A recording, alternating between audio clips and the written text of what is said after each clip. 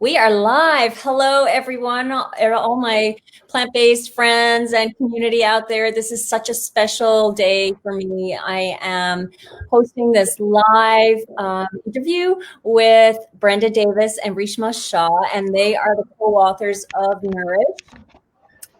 So I'm just seeing some people trickle in. I'll give you a few minutes. You see I have tabs on here, highlights that I want to talk about in the book.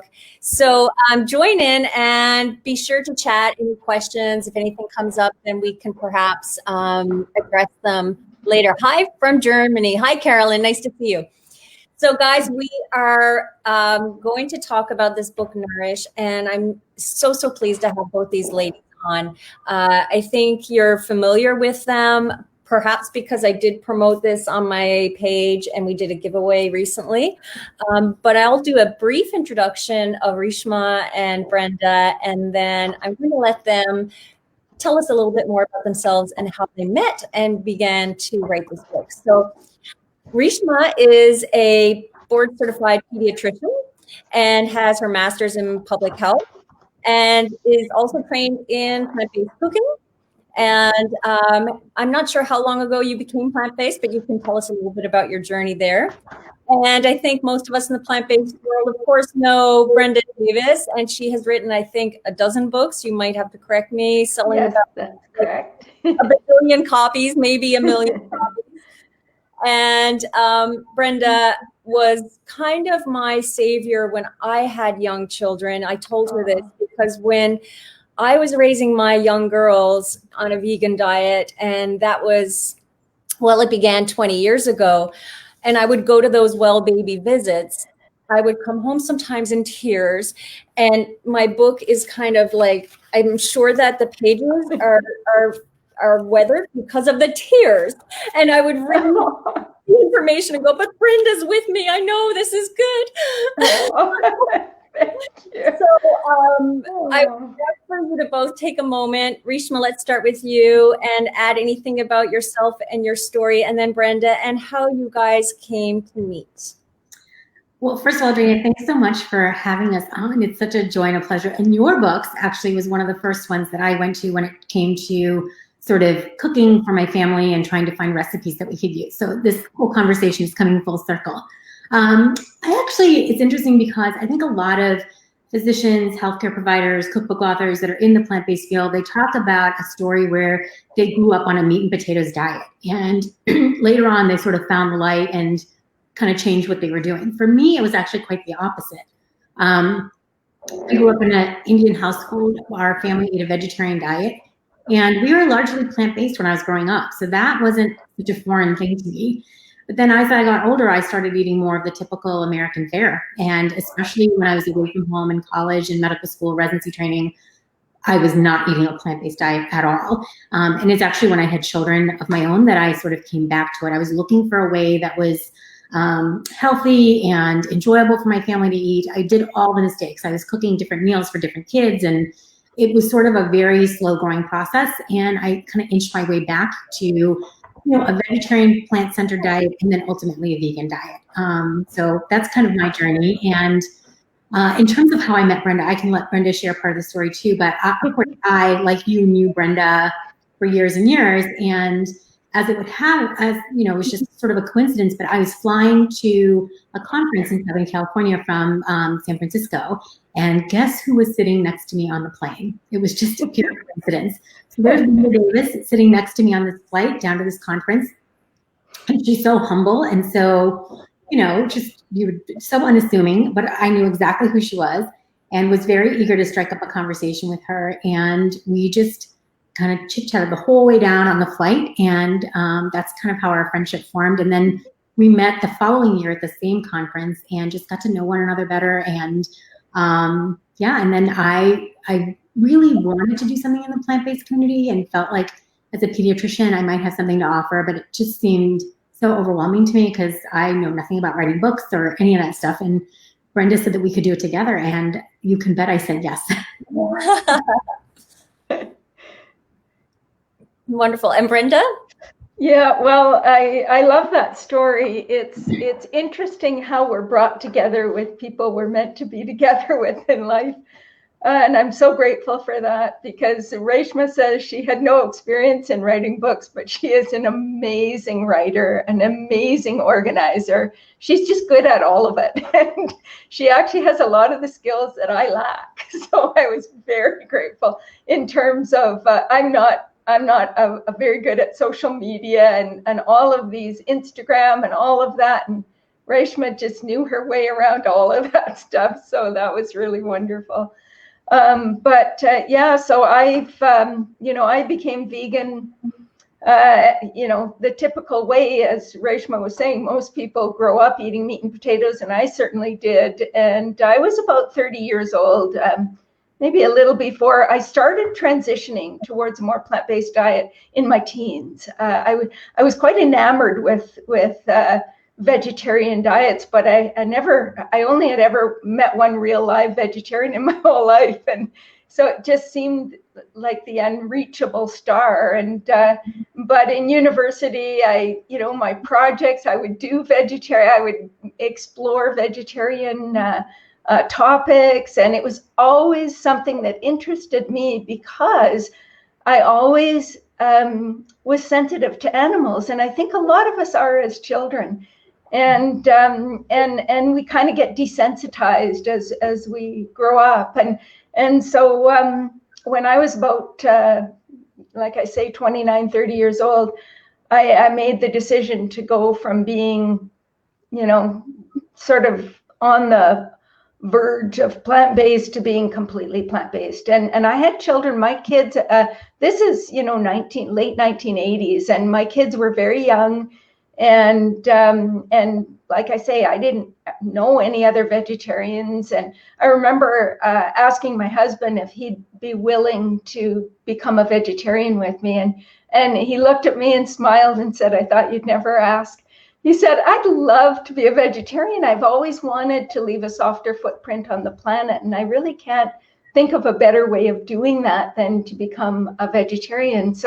So we were off and running, much to the chagrin of our families. It was an interesting process. But of course, I was a registered dietitian at the time. I was a community nutritionist, and all of my nutrition education materials were crafted around Canada's Food Guide and the 4 food groups. It wasn't Canada's Food Guide as it stands today, that's for sure. And so I wondered if I could even stay in my profession. It just seemed so contrary to, I didn't know if there were any other vegetarian or vegan dietitians on the planet. It was just, I was up in Northern Ontario, and so I felt really quite alone, but did make the decision to stay within my profession, because I thought, if I don't stay and everyone else who kind of sees the bigger picture doesn't stay, what will ever change? And I thought, I just have to have the courage to stand up for what I believe in, and to be very careful about being evidence-based in everything I say, and balanced. And so, within about a year of that decision, we moved to Vancouver, and I met other real live vegetarians. And it was just, it was just the greatest joy. But and then met Vasanto Molina, who became my writing partner for many years, and started writing, and this, like, my first project with Reshma is my 12th book. And it's been a really wonderful experience. I feel very privileged to have been able to support people like you, Drina. I feel quite emotional to hear your story, because back then, that's how it was. I mean, it was a little bit of a scary time, and we were so judged, and I just wanted so desperately for my life to be about helping people who wanted to do this to get it right. And so I'm very grateful for that, and thank you so much for sharing it. It's very touching for me. Oh my gosh, I'm going to cry. We're so grateful that you did take that path. I so sincerely mean that. like you said, there were very few resources, and online was not a presence. This No. of avail to us.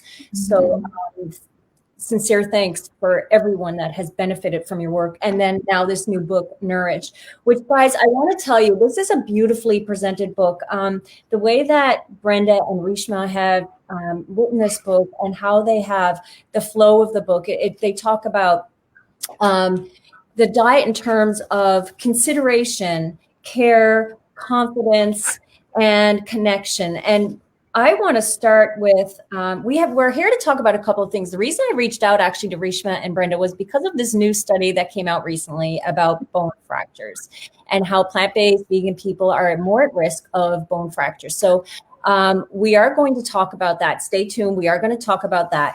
But I also wanted to touch on this book because this is such a valuable resource for anybody who is interested in becoming plant-based, who have plant-based children, anything having to do with plant-based. This is such a beautiful resource for you. It goes beyond the nutrition, which of course we need. We need to know all of that information, but it also talks about the practical things we need to know about eating plant-based and social issues and things that matter day to day, day in, day out, that are not easy to navigate as parents or individuals. And in the foreword in this book from David Katz, I just want to read this a little bit because it's so beautiful. The emphasis here is on families, and that is just right. The emphasis is on engaging children in the lifelong benefits of eating well, and that is just right.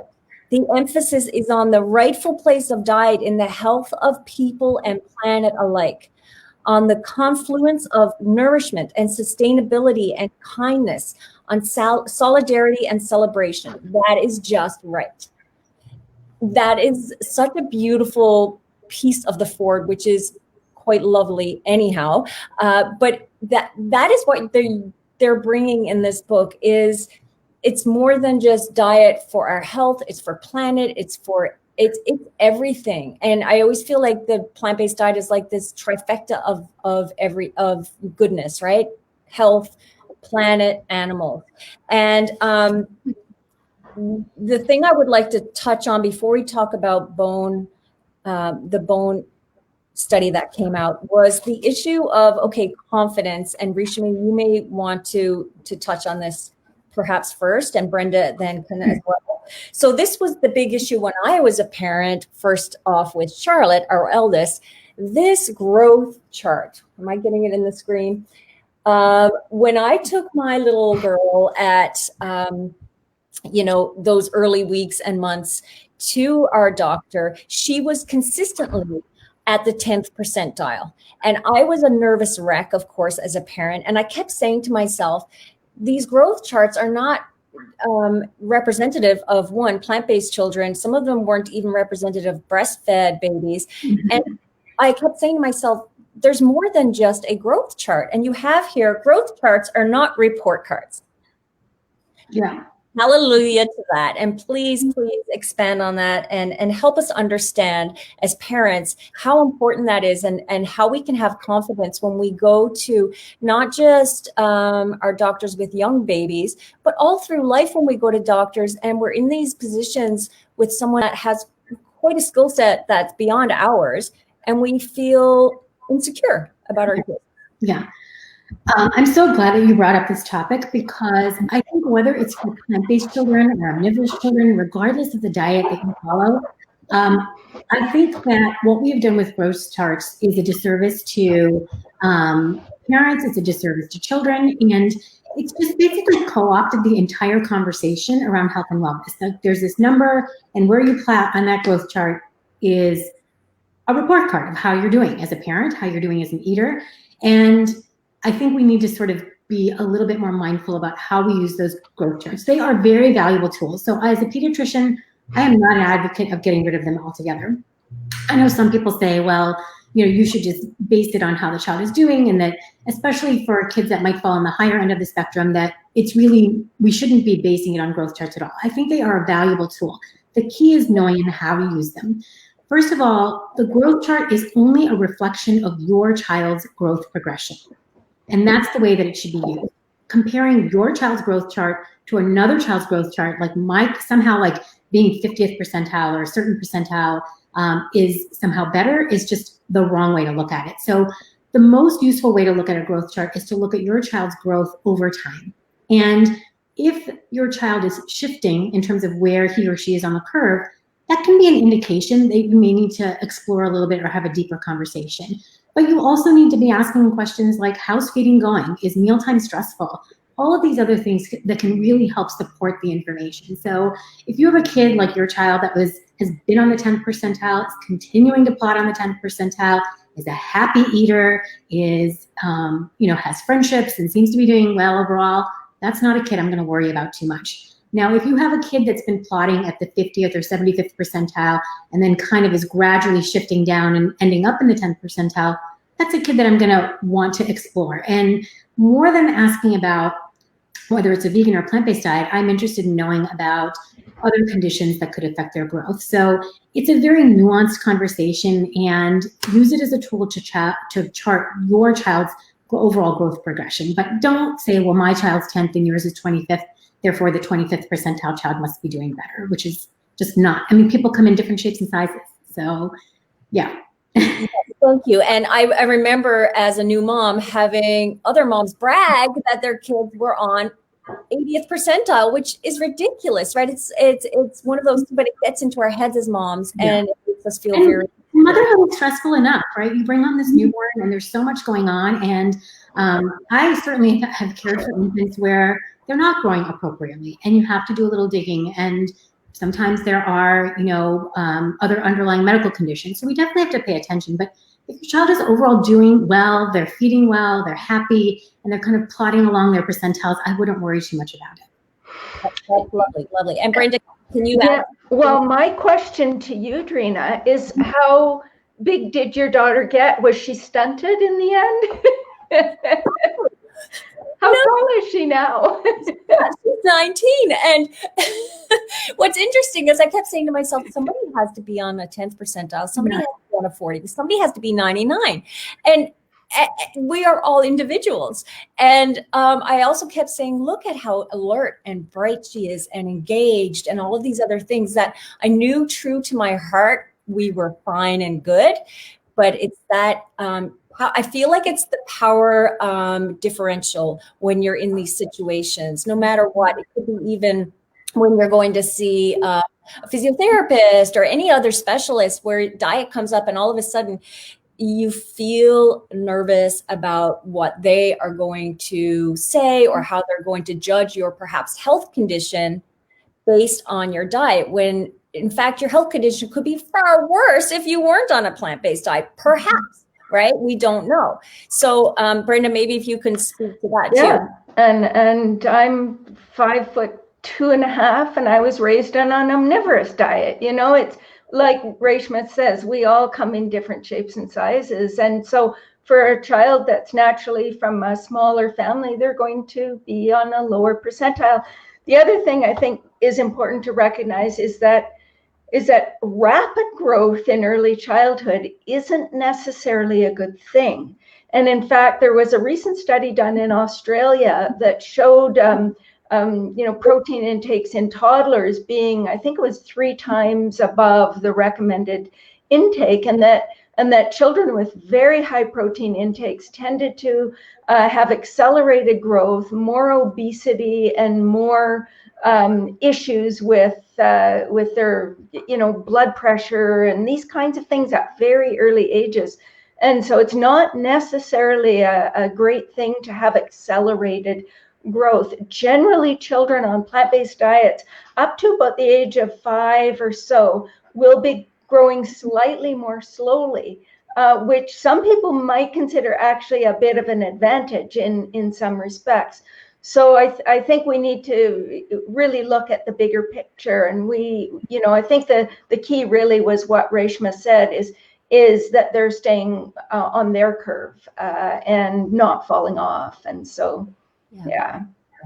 And interestingly, I'll note that our firstborn was always on the 10th percentile until we stopped looking at it. Our second was always on the 50th until we stopped looking at it. And with the third, we were kind of like, we don't even need to. We know it's looking good.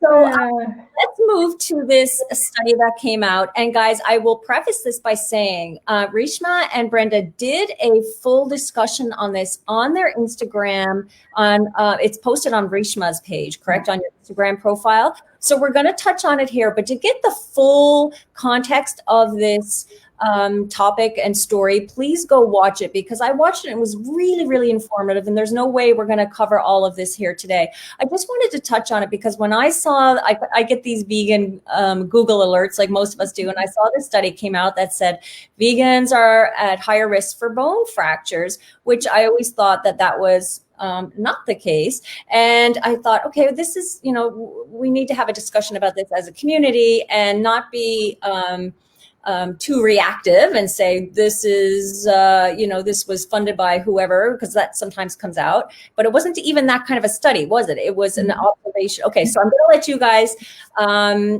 whoever wants to start, discuss this. And what I'd like to do is perhaps the takeaway for plant-based vegan people, what we need to be concerned about, or not concerned, but just to be aware of, to make sure we are doing practically day to day to be on top of things. I think I'll start with this sort of broad overview, and then I think Brenda will be fantastic at giving us the sort of take-home messages and what we should be doing to maintain our bone health. So the study was not one of these funded by the dairy kind of studies. It was a good study. It's the EPIC Oxford cohort, and it's reputable researchers. So I think on the conversation on either end of the extremes, the people that say, oh, this was a terrible study and it was observational, that's not true. I think it was a very well done study. But then the people that also say, well, there you go, vegans have an unhealthy diet. That end of the spectrum is also not true. So the truth is somewhere in the middle. So I think this study does give us a lot of useful information. And the bottom line is that it tells us that if you are following a plant-based or vegan diet, you need to pay attention to your bone health. Being vegan doesn't necessarily guarantee that you're going to have a bone fracture, but if you don't take certain precautions, like Brenda will talk about in terms of nutrients and other lifestyle factors, you could put yourself at risk for bone disease and fractures in particular. So the study was, I think they followed like 55,000 people in the EPIC Oxford cohort. And one of the criticisms of the study is that there's certain things that were missing in there, not necessarily missing, but certain things that are cause for concern in terms of the way they did the study. First of all, the EPIC Oxford cohort of people, they didn't necessarily follow the kind of diet that we would talk about eating today. So a diet that contains fortified foods, contains certain supplements, is being careful about specific nutrients like calcium and protein. So that diet that they followed isn't necessarily a diet that focused on maximizing bone health.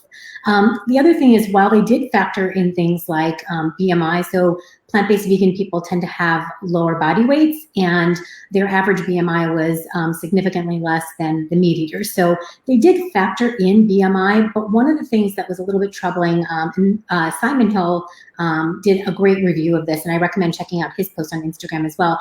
But there was a significant percentage, I think it was like 25% of vegans that had really low BMIs. And so I suspect that if you took out those vegans that had very, very low BMIs, that the data would look different. And then the other thing I'll say before I hand it over to Brenda is they also didn't include information about things like vitamin D and B12 and other things that can be really important. So we don't know, like, if you follow a vegan diet and you made sure that you were taking adequate vitamin D, we might not see such a significant difference. So that's, I would say the bottom line is we do need to pay attention to the study. It's a good study. It's not, dairy funded or anything like that. But it doesn't mean that as vegans, we will have poor bone health. No.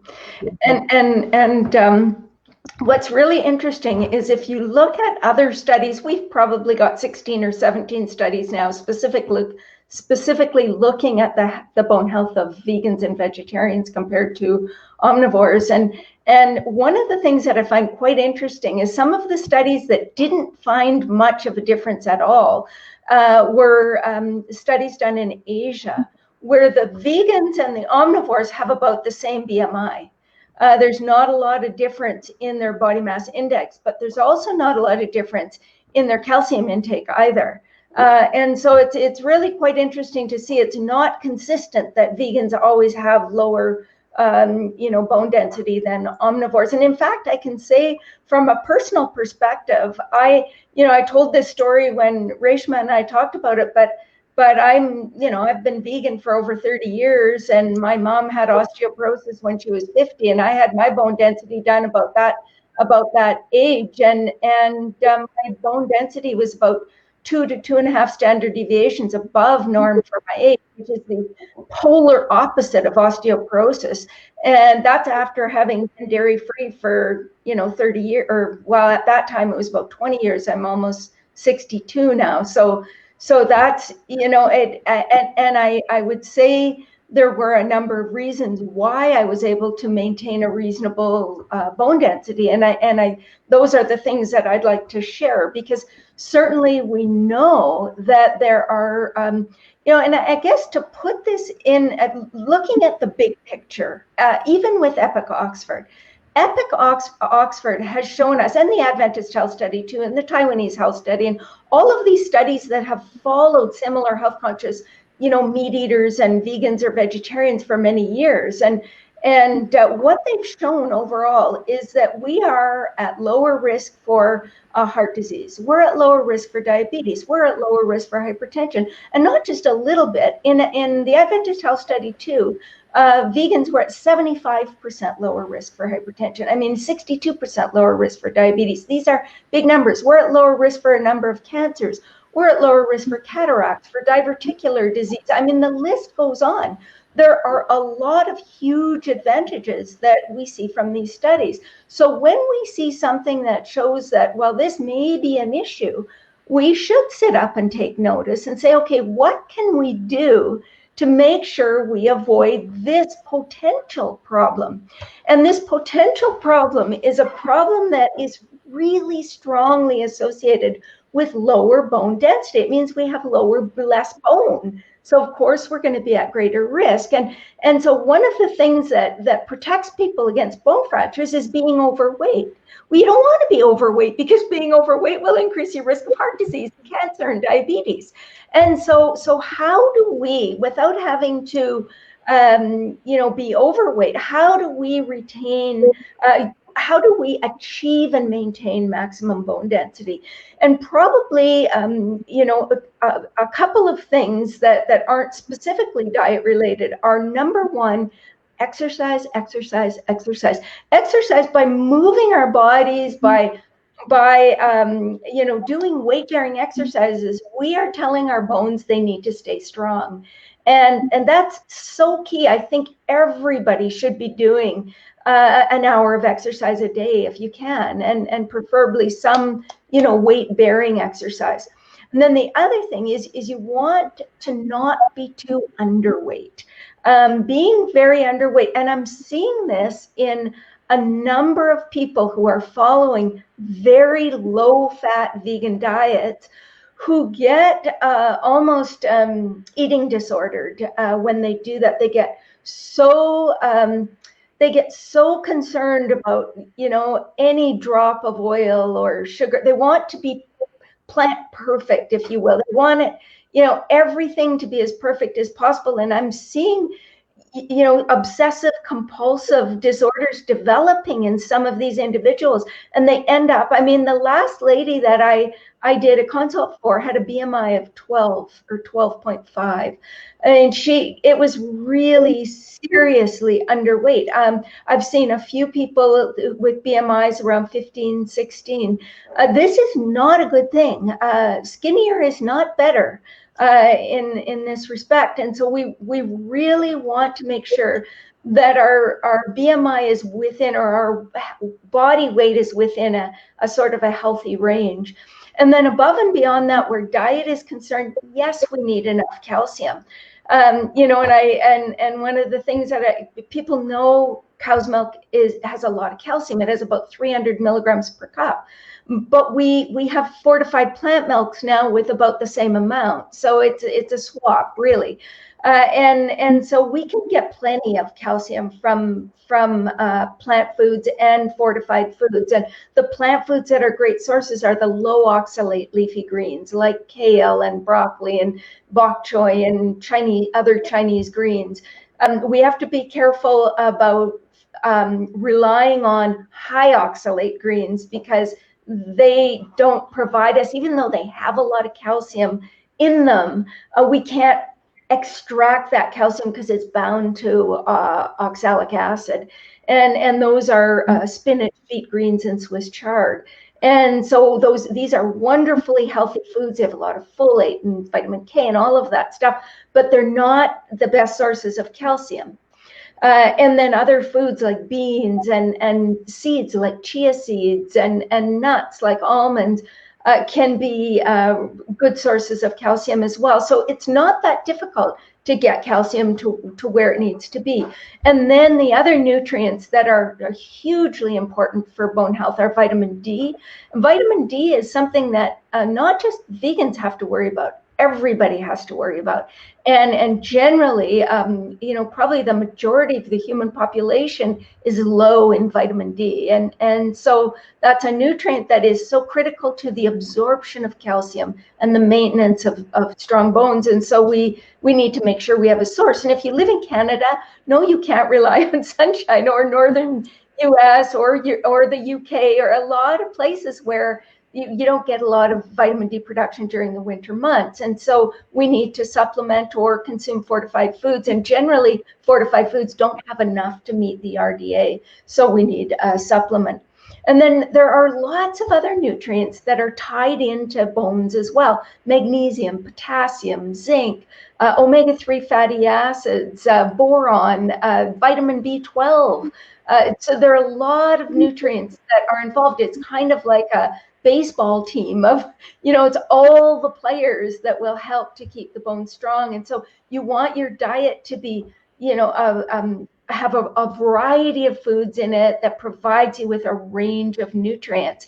And it's interesting how one of the food groups that is consistently tied to better bone health are fruits and vegetables.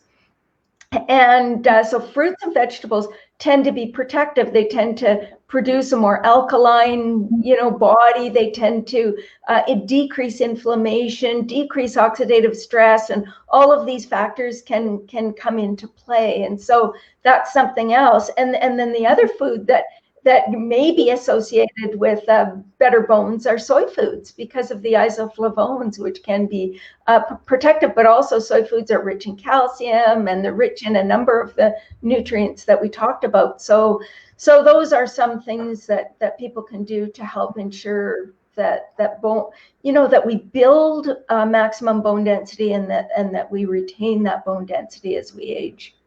Right. And then there's special considerations too, of course, with different stages of life, which you talk about in the book, and where you need to look at your intake through those stages. And then for women going into menopause, is there more risk then, of course, with, there is, correct? Our hormones influence our bone health as well. And so one of the questions that sort of came out of this study too is like, what if I'm older or what if I'm worried that I actually might be at risk for osteoporosis and ultimately bone fractures? So there are some steps you can take in addition to all the preventative things that Brenda talked about.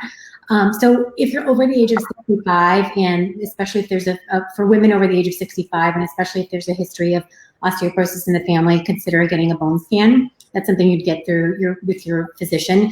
There are other categories that would also put you in that category. So if you're someone who's suffered multiple fractures in the past, that's another indication that you might want to get a bone scan. And if you've had a history of eating disorders or being underweight, in women, especially athletes, if they've had that,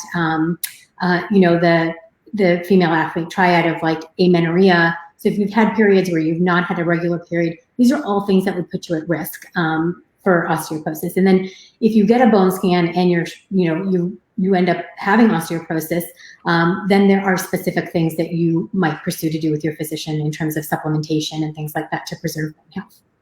Okay. Okay. Wonderful. This is such good information. And I feel like, as you mentioned, Brenda, about vitamin D, I feel like that's something that people are just getting the message on. And I remember hearing you talk about vitamin D back at the first time we met, which I was saying to Reshma, even though we lived in BC for a number of years together, we never ever met until we met at a conference in Pittsburgh, which is where Reshma was from.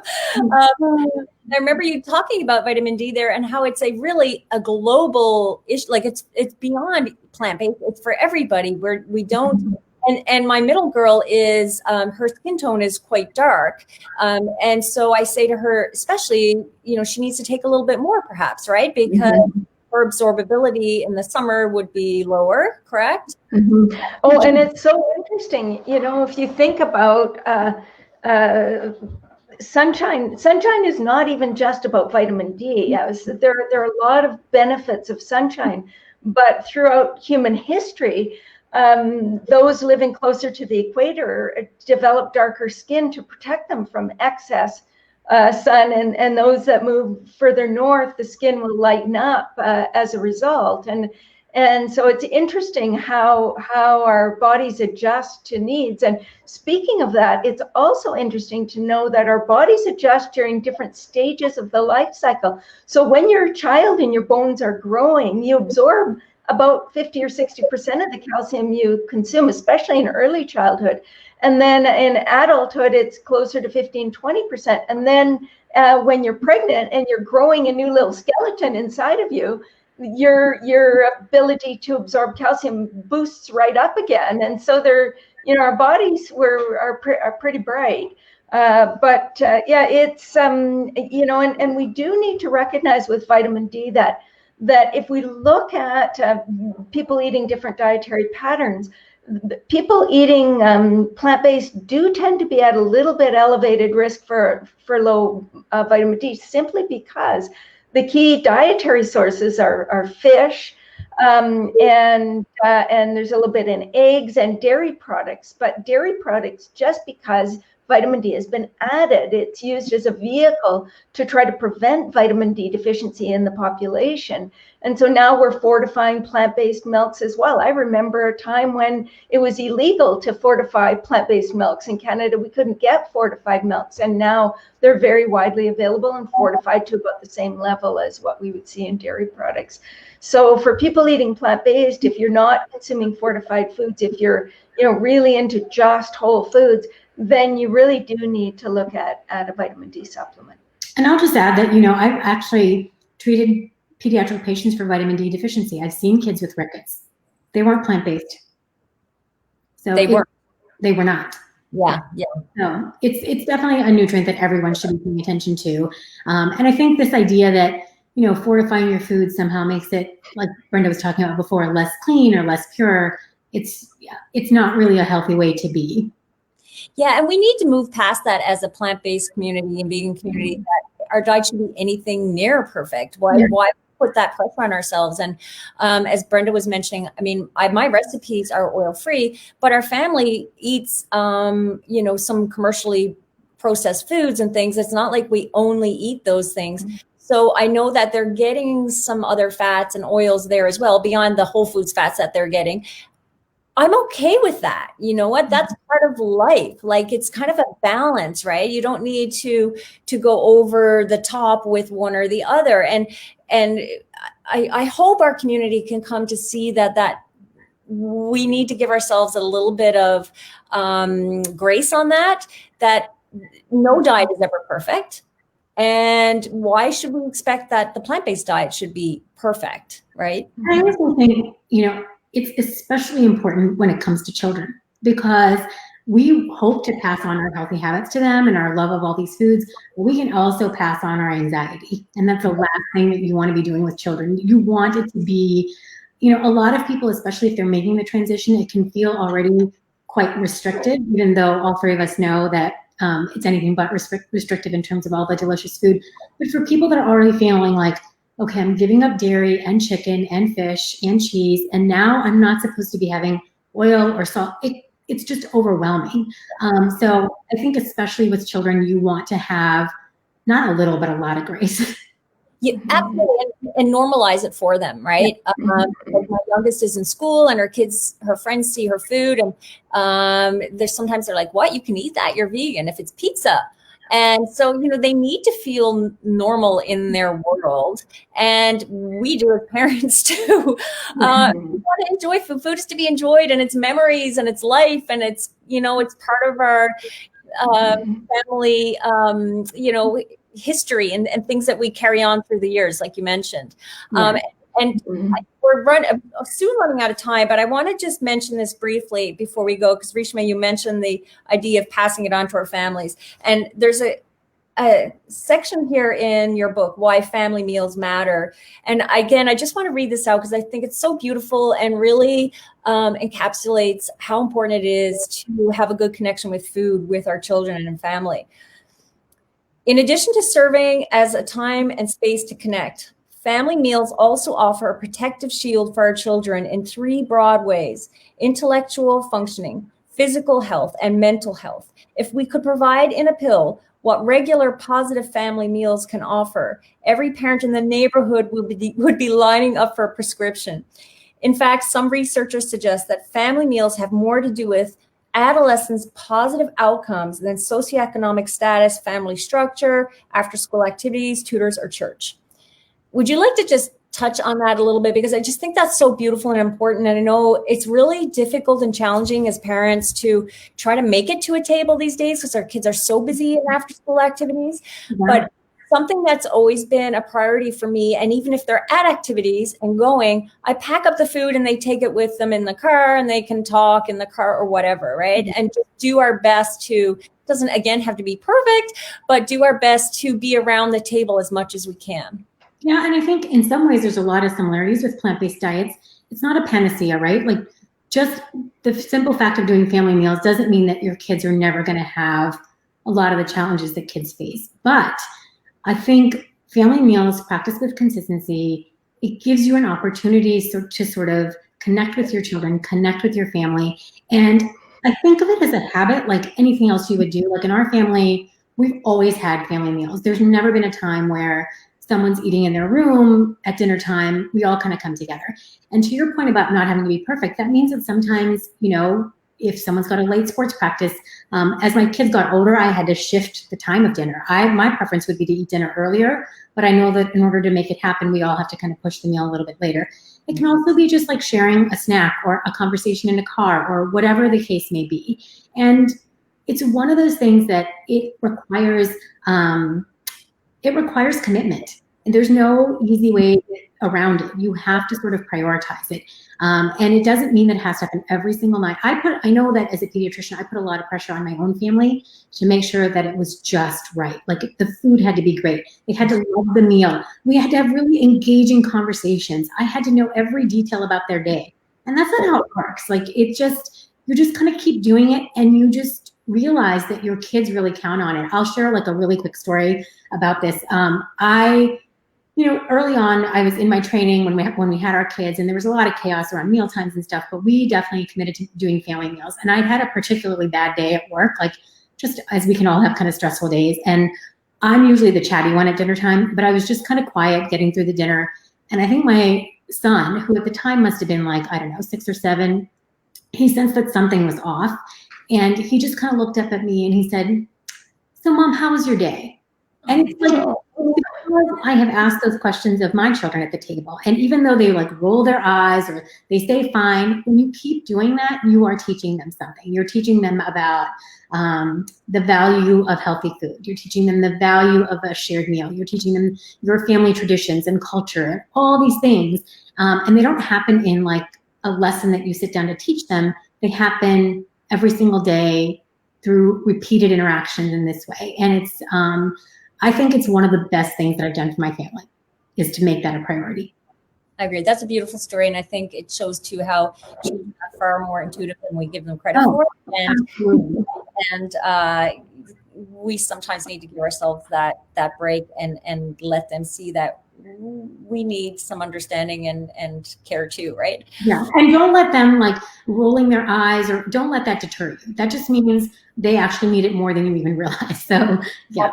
Absolutely. And like you say, it's in the routine. It's not in the precise moment of the day or what's going on. It's just the regular routine of being connected around food. Yeah. I think we are at about 45 minutes for our chat, which I feel like I could talk to you ladies for much longer. But any final thoughts that you'd like to add or contribute? And guys, the book I have added along the banner of our talk, Nourish, the book is the site for Brenda and Reshma's book. And it's on, everywhere you buy books. Have a look at it. And it's really such a beautiful resource. But is there anything you'd like to add? Reshma, I'll start with you and then Brenda. Yeah, I would say that don't worry about being perfect, whether it comes to eating a plant-based diet or a vegan diet or family meals or whatever the case may be, and that no matter where you are as a family, you can start. And the most important thing is to sort of approach the journey with a lot of patience, love, and compassion, and just keep going. You don't have to worry about being perfect. And get the kids involved, make it a joyful experience. And some days are might be more challenging than others, and that's okay. Mm-hmm. Yeah, even baby steps are worth celebrating. It's a journey, and some people think they have to make that journey in one night, and you don't. Just one step at a time, and if you do it in that way, it's more manageable for all of the family members, and also accept your family members for where they're at and respect them for where they're at, and realize that it's a personal decision for each individual. I'll never forget. I'll end with this little story of my son. When my son was about 4 years old, he was invited to his friend's barbecue, and they were barbecuing pork, and we always had a little rule that, at home this is how we eat, but when you're out, it's your choice. And again, not a rule, but just the way that we decided to do it. And he decided to eat the meat at that meal. And he came home, and I remember him asking me what kind of animal he ate. And I told him that it was pork, and it was from a pig, because I knew they were doing pork. And I remember him collapsing onto the ground and crying for like 2 hours and saying over and over again, I ate a pig. I ate a pig. I can't believe I ate a pig. How could I have eaten a pig? And, he was so traumatized by that, but then he owned it, I mean, he never ate a pig again. That was it. And so I think that we, with love and with providing the kind of example we can provide, that we can teach our children so much, but allow them to make those decisions and to own their choices as well, and celebrate every little thing. They trying a new vegetable, get them engaged in the kitchen. I think that's probably the most important thing we can do, is just really engage our children. And have fun. Food, we want more than anything to raise children who have a healthy relationship, a healthy, positive relationship with wonderful whole plant foods.